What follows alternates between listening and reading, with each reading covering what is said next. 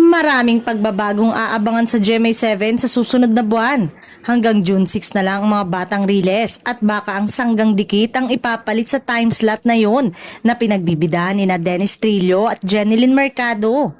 Pero ang mas madalas na lumalabas ang teaser ay ang sangre na ipapalit daw sa lolong na magtatapos na rin pala sa June 13. Kaya mas kaabang-abang ito para may bago namang susubaybayan.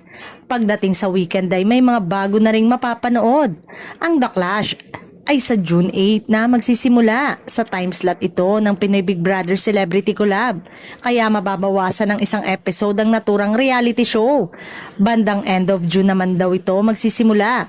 Kung sa weekend din ito, posible kayang kukunin nito ang time slot ng PBB sa Sabado.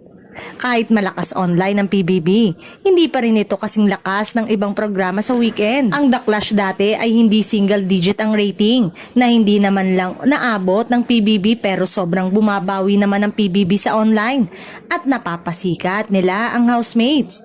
Patuloy itong nagtitrending sa X at talagang pinag-uusapan ng housemates sa loob ng bahay ni Kuya. Kaya malaking tulong pa rin ito, lalo na sa GMA7 na sumisikat ng sparkle talent nila.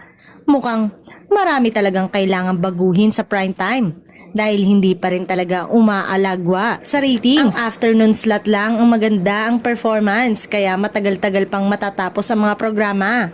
So far, namamayagpag pa rin ang mga drama series sa hapon kagaya ng Prinsesa ng City Jail at ang Mami Dearest. Kahit ang binibining marikit ni Herlin Budol ay gumaganda na rin ang ratings kaya nananatili pa rin itong nasa ere.